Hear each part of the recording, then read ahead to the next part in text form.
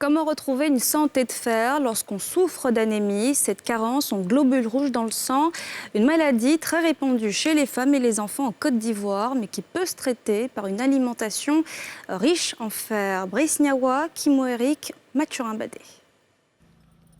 Fatima Touré, 27 ans, souffre de la drépanocytose. Depuis son enfance, elle a une santé fragile. Conséquence, elle enchaîne les pépins, dont une insuffisance en taux d'hémoglobine dans les globules rouges qui influe négativement sur la quantité de son sang. Généralement, ça se manifeste dans les périodes menstruées. Comme par exemple les menstrues veulent venir et puis quand aussi tu baisses la garde concernant les traitements. Par exemple, tu vas avoir la migraine.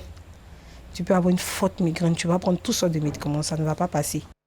En décembre, bon, je ne suivais pas normalement mes traitements et j'ai piqué une crise. J'étais allée au cyber pour aller faire une mise à jour de mon téléphone et puis bon, c'est là-bas, c'est parti.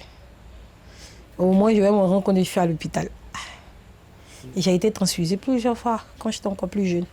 Des problèmes de sang qui provoquent régulièrement des crises d'anémie chez cette étudiante. Pour y remédier, elle oscille entre médecine moderne et traditionnelle. Un traitement coûteux et exigeant, mais qui doit se faire régulièrement.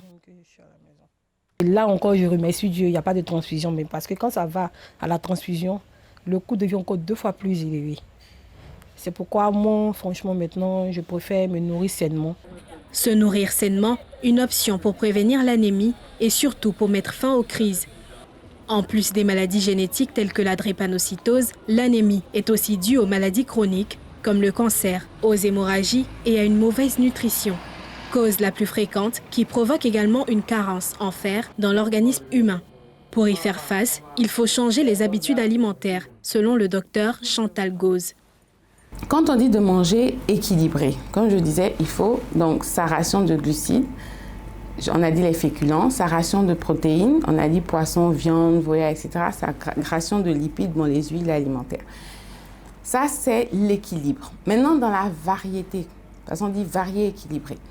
Si les glucides, aujourd'hui, j'ai mangé de la tchéké, demain, je mange du riz, le jour suivant, je mange de la banane, plantain, le jour d'après, la patate douce. Ça, maintenant, on est dans la variété. Certains aliments comme le riz, le chou et le thé sont à modérer dans les habitudes car ne facilitant pas l'absorption du fer par l'organisme. Cependant, il est conseillé de consommer les aliments riches en fer et miniques, c'est-à-dire d'origine animale, notamment les abats, la viande rouge, les végétaux et les feuilles en général, notamment celles des lentilles et du baobab, appelées localement namoukou. Il faut donc avoir accès à ces aliments-là qui favorisent le métabolisme donc, de l'hémoglobine.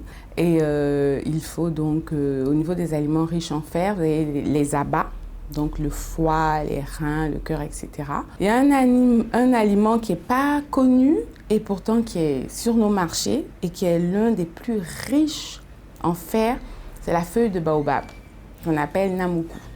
Ça, vraiment, il faut que ce soit connu. C'est un aliment très riche en fer, il faut le manger le plus possible. Donc, je parlais des lentilles, bon, les classiques épinards, on parle toujours des épinards, voilà. Donc, la plupart des fruits secs sont riches en fer. L'anémie est une maladie silencieuse aux effets ravageurs. Selon le Programme national de nutrition en Côte d'Ivoire, plus de 74% des enfants de moins de 5 ans et 53% des femmes adultes sont anémiées.